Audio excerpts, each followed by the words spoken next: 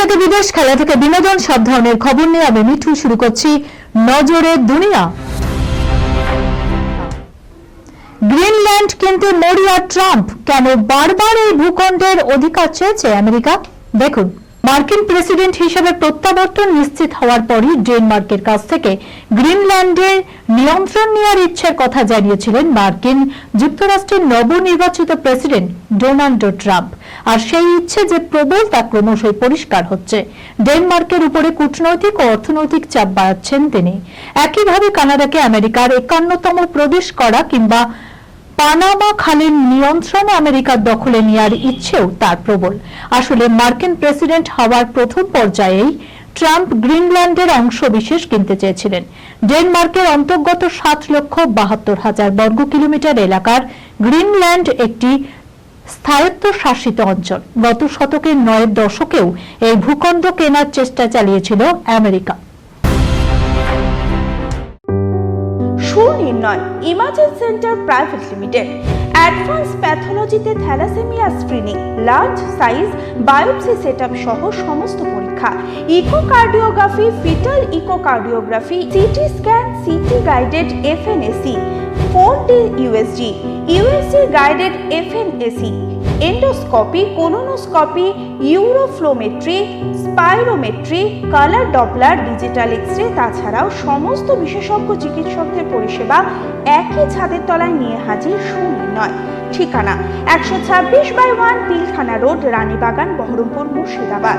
বিশদে জানতে যোগাযোগ করুন 8373049252 7547900377।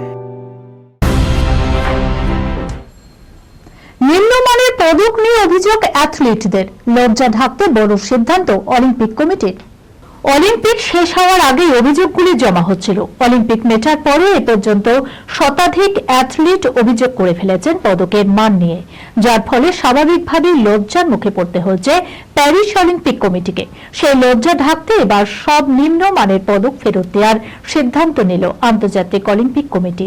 প্যারিস অলিম্পিক কমিটির তরফে জানানো হয়েছে সমস্ত নিম্নমানের পদক ফেরত দেওয়া হবে।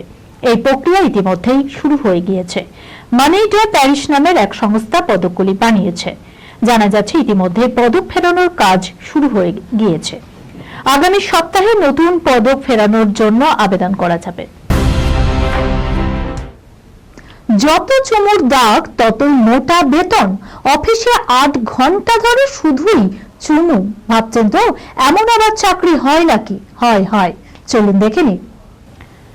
অফিসে 8 ঘন্টা ধরে কাজ বলতে শুধুই চুমু। ভাবছেন তো এটা আবার কেমন চাকরি? চুমুর দাগে মাপা বেতন। ভাবছেন তো এও আবার চাকরি হয় নাকি? সত্যিই রয়েছে এমন আজব চাকরি। ব্যাপারটা এবার তাহলে একটু বিশদেই বলা যাক।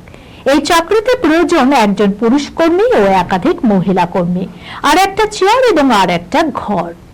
দাড়িহীন চুলহীন পুরুষরাই পাবেন এই চাকরিতে অগ্রাধিকার। এবার আসা যাক কাজের ব্যাপারে। কাজটা শুনতে খুব সহজ হলেও করতে কিন্তু বেশ চাপ।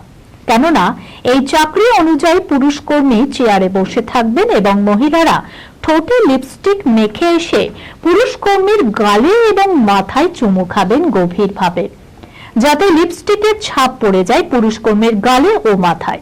পুরুষ কর্মীকে এসব দাগ নিয়েই কাটাতে হবে টানা 8 ঘন্টা। কেননা পুরুষের সেই গালের চুমুর দাগ দেখেই চলবে গবেষণা। কেতাবি ভাষায় এই চাকরির নাম লিপস্টিক টেস্টার। একটা লিপস্টিক তৈরির পর বাজারে আসার আগে এভাবেই টেস্ট করে নেওয়া হয় লিপস্টিকের রং ও গুণমান। এমনকি কতক্ষণ এই লিপস্টিকের স্থায়িত্ব থাকবে তাও এভাবে মেপে নেওয়া হয়। পরীক্ষা করা হতো সবকিছুই। 5-এর দশকে এই চাকরি ছিল একেবারেই বাস্তবিক। লিপস্টিক প্রস্তুতকারী সংস্থার তরফে এমন এক পুরুষকে চাকরি দেওয়া হতো যার কাজ ছিল সারাদিন চুপচাপ বসে মহিলাদের চুমু খেতে দেয়া। অবশ্য তিনি কাউকে চুমু খেতে পারবেন না। তবে এই যুগে এখন নানান রকম অন্য পদ্ধতি এসে যাওয়ায় এমন চুমু উপভোগ করার পুরুষ থাকলেও চাকরির সুযোগ কিন্তু আর নেই।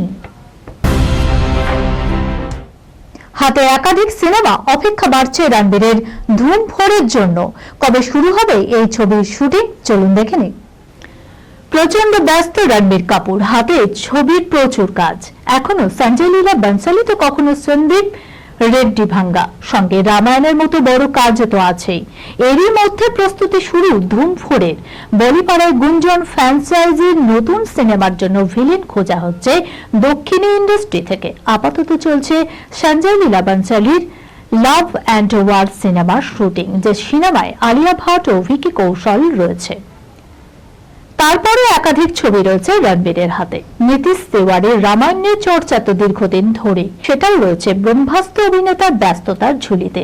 এত কিছুর মধ্যে অপেক্ষা থাকবে সন্দীপ রেড্ডি অ্যানিমেলের সিকুয়েল অ্যানিমেল পার্কের জন্য। ফলে সব মিলিয়ে ধুম 4-এর শুটিং শুরু হতে পারে 2026 এপ্রিল মাসেই লেগে যাবে। সূত্রের খবর, ধুম 4-এ রণবীরের লুক কেমন হবে তা নিয়েও এখনো পরীক্ষা নিরীক্ষা চলছে। এই সিনেমায় 2 জন অভিনেত্রী থাকার কথাও রয়েছে। চমক থাকতে পারে ভিলেনেও। শোনা যাচ্ছে দক্ষিণ ইন্ডাস্ট্রির জনপ্রিয় কোনো মুখের উপরই সেই দায়িত্ব পড়বে। এই খবরের সঙ্গে শেষ করলাম আজকে নজরে দুনিয়া। আপনারা দেখছেন টিভি 24 বাংলা, সংবাদ বিনোদন সারাদিন সারাক্ষণ।